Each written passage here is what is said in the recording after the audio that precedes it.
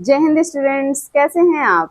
Math with सारा में आपका स्वागत है। हम यहाँ कॉम्पिटिटिव एग्जाम से रिलेटेड क्या करेंगे, मैथ के बारे में पढ़ेंगे ना।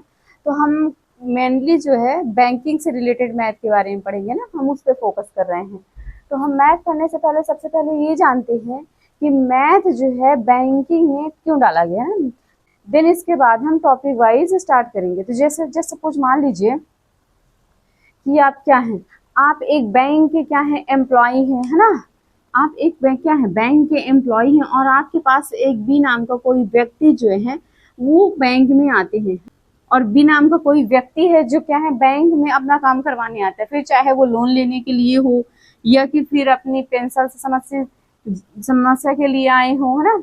तो लोन में क्या होता है, या फिर कोई और समस्या। तो लोन में क्या होता है कि लोन कई तरह से होते हैं। अधिकतर बैंक का जो काम होता है वो किस पे होते हैं, लोन ज्यादातर होते हैं ना। तो हम ये कह सकते हैं कि परसेंटेज का ज्यादा यूज होता है, वेटेज होता है। कोई व्यक्ति है जिसके घर में कार्यक्रम होने वाला, ठीक है, पैसे की जरूरत है, अमाउंट ज्यादा चाहिए, तो वो क्या करेगा, बैंक जा रहा है लोन लेने के लिए।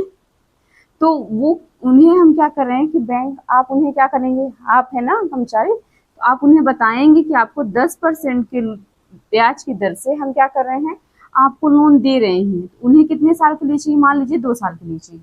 तो हम बताएंगे कि 2 साल की दर से आपको कितना पड़ेगा ब्याज आप इंटरेस्ट, है ना।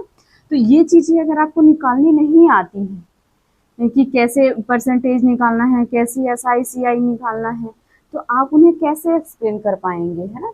तो ये चीजें आपको बेहतर तरीके से और प्रैक्टिस पे आपके रहें, पता रहे। इस वजह से बैंक क्या करती है, आपको मैथ की जो चीजें हैं आपके टॉपिक में पहले से ही डाल देती है ना, जिससे आपको इन चीजों की पहले से नॉलेज हो।